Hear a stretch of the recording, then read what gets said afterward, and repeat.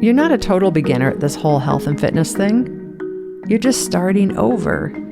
Again.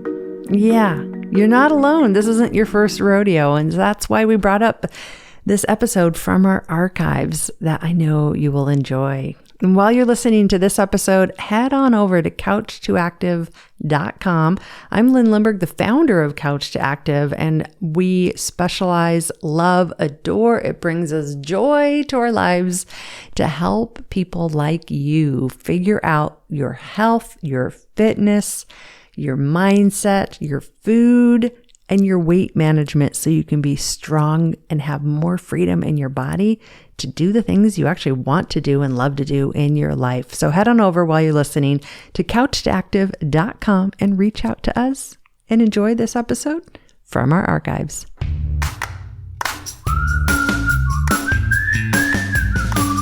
Hey there, friends. It's Lynn, and it's Saturday, May 2nd, and today's one of those days where I'm sitting in my office here in front of the microphone, like a lot of you have seen me do on lives in social before, and I'm really wishing I was sitting in a room with a circle of friends. Or maybe not a circle of friends. That sounds a little too formal. I don't know. Maybe glasses of wine or green juice. I don't know. Whatever your gig is or what time of day it is, right? And I really wish that I could just sit and listen and hear from each and every one of you of how is it really going for you? Because I've spent a lot of time on the phone or Zoom with a lot of folks, and there's a lot going on. And it's complicated and it's different for everybody. And I wanted to come on today and give you a little bit of a pep talk and a prep for next week's Couch to Active episodes. Because next week is going to be all about starting over and redo and doing things again. Because I really think that's where a lot of us are, is now that the pandemic is slowly working, well, maybe, we don't know, but probably maybe slowly working its way so we can go out and about and resume life again. A lot of us, almost all of us, are feeling like we're going to have to start over. And just life has been crazy as bananas. Like, my stutters and everything is just because my brain is thinking 12,000 things all at once. I mean, just think about your own life and what you got going on and what's changed and been put on hold and all of that. And so I want you to do something over the weekend before we jump into next week's episode. And that's this. I want us all to spend some time thinking about healing that we need. And this could be physical healing. Maybe you were one who got sick or maybe got a sickness or something that needs healed that has nothing to do with the pandemic, but it definitely is very real and it impacts you. Maybe there's some mental or emotional healing that needs to happen or begin because holy cow, this was and is and continues to be a really big deal, a really big thing. It is. So when you feel that low level or high level of stress, don't dismiss it. Don't just tell yourself, oh, I'm strong. Oh, I'm going to push through. Oh, I can ignore it. Like, no, don't do that to yourself. Please take some time to look at it and to let it heal so that you don't have to let it fester. I know I've been doing this. I've talked pretty openly about it. I'm a huge extrovert. And about 3 weeks into quarantine, I was going crazy. And I told my husband, I said, hey, honey, if this goes for a few more months, I'm going to lose my mind.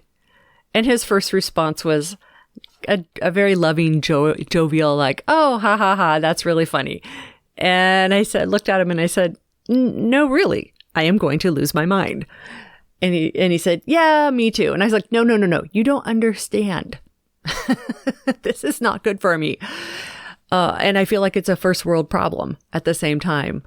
And I was feeling some guilt around it too. Like, why is it so hard to be quarantined? What's wrong with me? Right. And so we paused and we took some time, and I got really real and really vulnerable. And I was really honest with myself about what it was that was bugging me. Why was I struggling? What was that? And what is within my zone of influence? Because I can't control everything, but what can I influence to help me do better, help me heal, help me stay mentally strong? And a couple of those things that came up for me was, one, I needed to make sure I was connecting with somebody outside of my house every day. And I also needed to drink very, very little, because when I drink several days in a row, it just ends up making me depressed. I mean, I like drinking, but it makes me depressed, and I'm just not as happy or nice of a human to be around. And so I made those decisions, and they were really good. And I don't think I would have if I just floated with what was going on. So that's just for my personal story. Your story is going to be different, but I want you to just take a moment, or lots of moments over this weekend, and give yourself the gift. You are worth this. You are absolutely worth this. And we need you to do this. Parents, your kids need you to do this. Professionals, your colleagues, your boss, they need you to do this. So, and you're worth it, and you're worth it. But take some time and really imagine what it would look like if you were feeling better, if you were mentally, emotionally, or physically feeling a little bit better than you are today.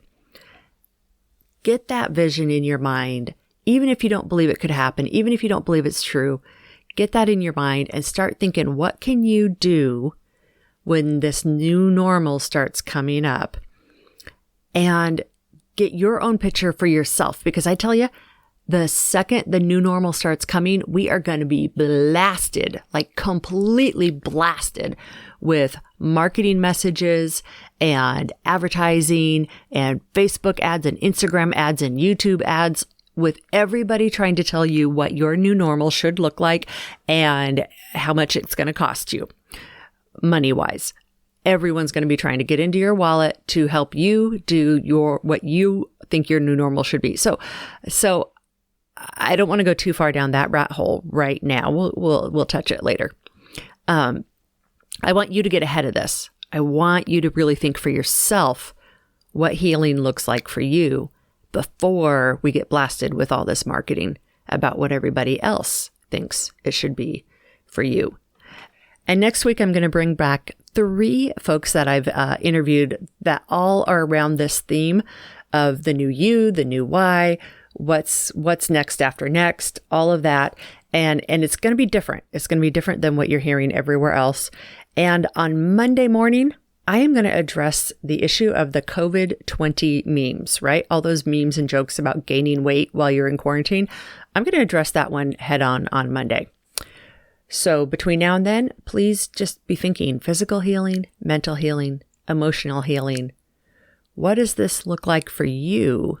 So you get that in your head before marketing tries to brainwash you. All right.